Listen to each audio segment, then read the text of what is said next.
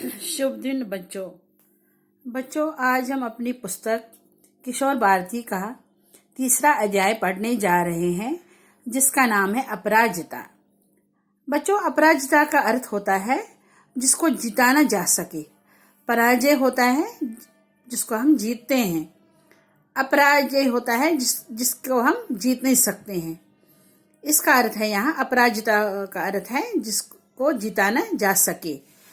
बच्चों, ये कहानी है, इसकी लेखिका है शिवानी। अब मैं बच्चों आपको ये अध्याय समझाऊंगी कि इसमें क्या लिखा है। अपराजिता। कभी अचानक ही विधाता हमें ऐसे विलक्षण व्यक्तित्व से मिला देता है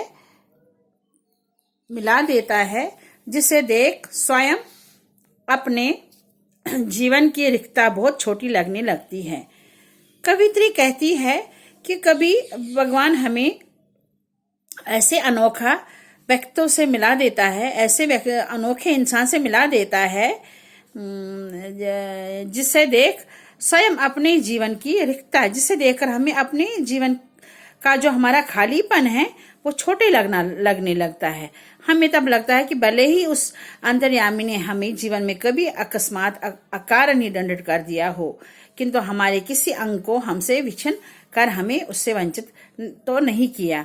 हमें क्या लगता है कि उस भगवान ने हमें जीवन में कभी भी ये अचानक बिना कारण के ही ऐसा दंड दिया है, किंतु हमारे किसी अंग को हमसे विच्छिन्न कर हमें उससे वंचित तो नहीं किया। लेकिन उसने हमारे शरीर से किसी हमारे अंग को अलग हमसे नहीं किया है। फिर भी हमसे कौन ऐसा मानव है जो अपनी विपत्ति के कठिन क्षण में विधाता को दोषी नहीं ठहराता है। लेकिन हर एक मानव दुख में भगवान को याद करता है। मैंने अभी पिछले ही महीने एक ऐसी अभिशप्त काया देखी है। कवित्री कहती है कि मैंने ऐसे महीने एक ऐसा वो दुर्दशा देखी है, बुरा दृश्य देखा है जिसे विधाता को कोस कर नहीं, वो देखकर भगवान को जैसे कोसती है। उसकी कोठी का अहाता एकदम हमारे बंगले के अहाते से जुड़ा था। कवित्री जो है शिवानी, इसकी कोठी के सामने एक बंगला है। इसने वहां कुछ देखा है, जो देखा है हम वो पढ़ेंगे। अपनी शानदार कोठी में उसे पहली बार कार से उतरते देखा तो आश्चर्य से देखती रह गई। उसने अपनी कोठी के सामने किसी को कार से उतरते हुए देखा तो वो हैरान हो गई। कौन? शिवानी, जो इस कहानी की लेखिका है, कवित्री है। कार का द्वार खुला, एक प्रौढ़ा ने उतर कर पिछली सीट से एक व्हील चेयर निकालकर सामने रख दी और भीतर चली गई। कहते हैं कार से एक बूढ़ी औरत उतर गई। उसने गाड़ी से व्हील चेयर निकाली और अंदर चली गई। मैं फिर नित्य समय पर उसका यह विचित्र आवागमन देखती और आश्चर्यचकित रह जाती, ठीक जैसे कोई मशीन बटन खटखटाती अपना काम किए जा चली रही हो।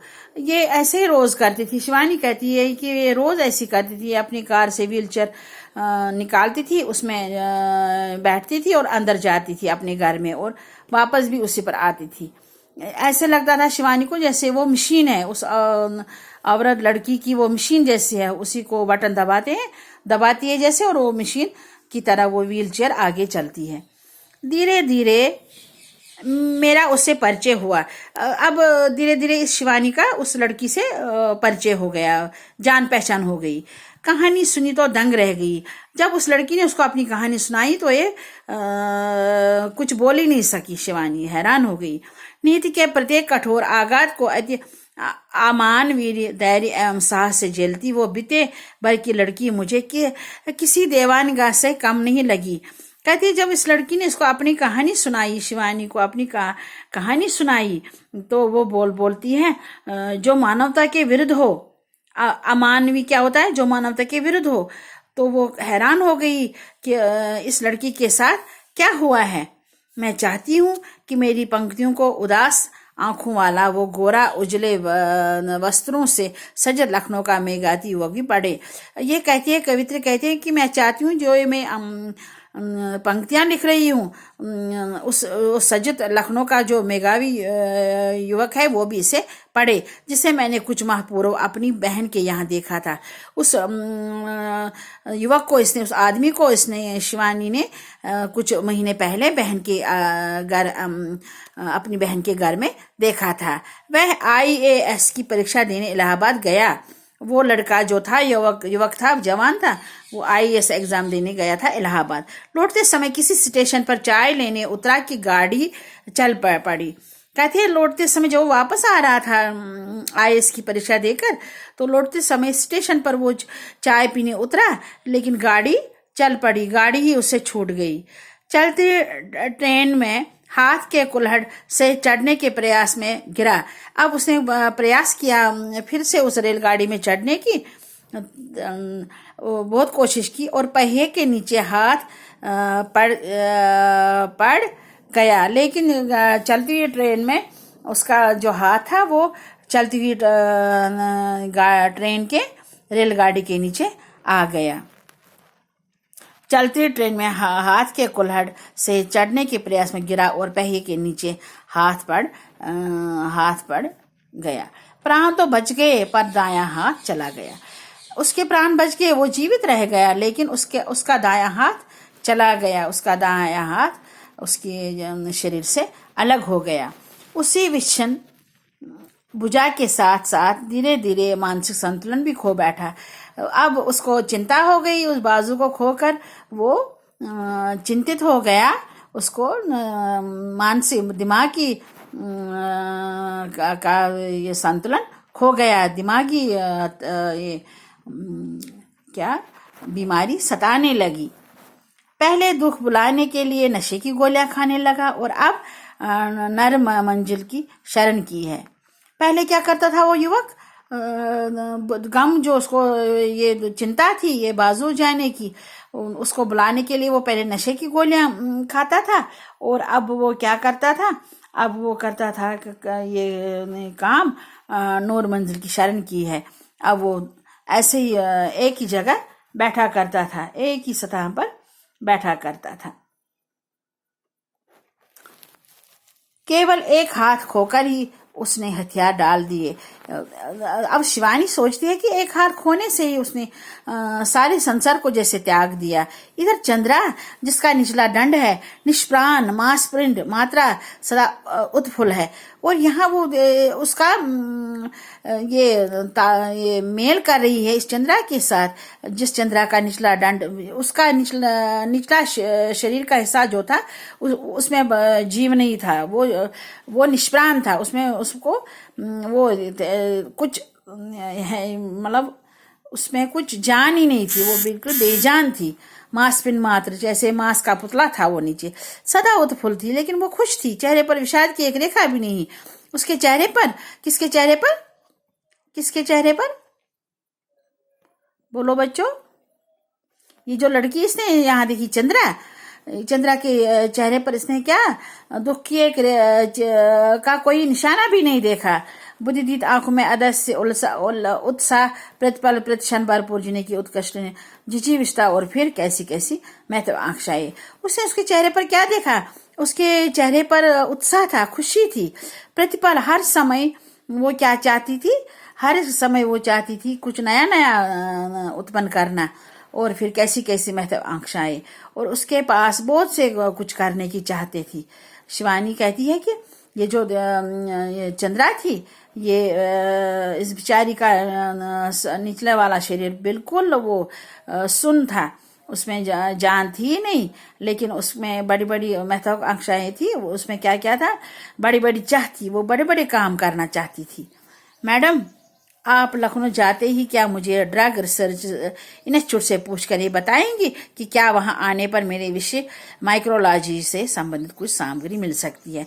अब इस चंद्रा ने इसी मैडम से पूछा, शिवानी से पूछा, मैडम आप लखनऊ जाते जाते क्या ये मुझे बताएंगी कि जो ड्रग रिसर्च इंस्टीट्यूट है कि वहाँ आने पर मेरा जो काम है, मेरा विषय है माइक्रोबायोलॉजी, वो माइक्रोबायोलॉजी में कुछ कर रही थी, कुछ क्या पता कुछ रिसर्च कर रही होगी, कुछ खोज करेगी नई नई चीज़ों की। उससे कहा कि क्या वहाँ जाकर मुझे उसकी सामग्री मिलेगी, वो मुझे वो प्रयोगशाला मिलेगी जिस पर मैं अपना इस माइक्रोबायोलॉजी में अपने विषय में काम कर सकूं। मैडम, आप कह रही थी कि आपके दामाद हवाई के ईस्ट वेस्ट सेंटर में है। अब आगे ये चंद्रा इस शिवानी से कहने लगी, मैडम आपने मुझे कहा कि आपका दामाद जो है वो ईस्ट वेस्ट सेंटर में काम करते हैं, क्या आप उन्हें मेरा बायोडाटा भेजकर पूछ सकेगी कि मुझे वहाँ की कोई फेलोशिप मिल सकती है। अब इसने इसको फिर ये प्रार्थना की इससे, क्या आप उसे पूछ सकती है कि वहाँ आकर मुझे उसने इसको पहले शिवानी को बोला कि आप मेरा बायोडाटा, मेरा परिचय सारा, मेरी डिटेल सारी उनको भेजो और उनको बोलो कि मुझे क्या वहाँ आके फेलोशिप मिल सकती है। यहाँ कहीं कभी सामान्य सी हड्डी टूटने पर या पैर में मोच आ जाने पर ही प्राण ऐसे कंटकत हो जाते हैं जैसे विपत्ति का आकाश सिर पर टूटा है। यहाँ शिवानी हमें कहती है, हम मानव से प्रेरित करती है कि यहाँ अगर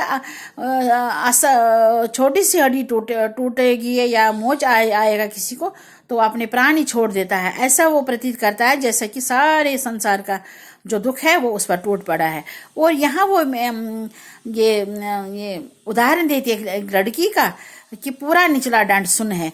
ये लड़की जिसका पूरा सिर के नीचे, गर्दन के नीचे का जो इसका शरीर का अंग है वो सारा सुन्न है, उसमें जान ही नहीं है, फिर भी बोटी बोटी भटक रही है। फिर भी देखो इसमें कितनी हिम्मत है, इसमें कितनी सहन शक्ति है, ये कितनी खुश है। ऊंची नौकरी की एक ही नीरस करवट में उसकी प्रतिमा निरंतर डूबती जा रही है। वो ऊंची नौकरी ढूंढना चाहती है, एक तो वो शायद पीएचडी कर रही होती है, एक तो अपनी फेलोशिप भी पाना चाहती है, पढ़ना भी चाहती है, और उसके मन में अच्छी नौकरी मिलने की वो आशा है, वो ढूंढती है कि मुझे अच्छी नौकरी मिले। आजकल वो आईआईटी मद्रास में काम कर रही है। आजकल ये लड़की जो है ये चंद्रा, आजकल वो आईआईटी मद्रास में काम कर रही है। आईआईटी होता है इंडियन इंस्टीट्यूट ऑफ टेक्नोलॉजी। वहाँ करते हैं इंजीनियरिंग भी बीटेक करते हैं, वहाँ एमटेक भी करते हैं, वहाँ पीएचडी भी करते हैं। वहाँ ये चंद्रा अपना काम कर रही है। जन्म के 18वें महीने में ही जिसकी गर्दन से नीचे का पूरा शरीर पोलियो से निर्जीव कर दिया हो। जन्म के बच्चों, इसकी कहानी ये है चंद्रा की कि जन्म जब इसका हुआ तो 18वें महीने में, 18 महीना होता है 1.5 साल की थी ये तब, 1.5 साल की थी ये तब। तो इसकी गर्दन का जो नीचे का पूरा का शरीर पोलियो से निर्जीव, इसकी गर्दन के नीचे का जो शरीर का हिस्सा है उसमें जान ही नहीं थी, उसको पोलियो हो गया था। जन्म के 18वें महीने के बाद ही उसको पोलियो हो गया था।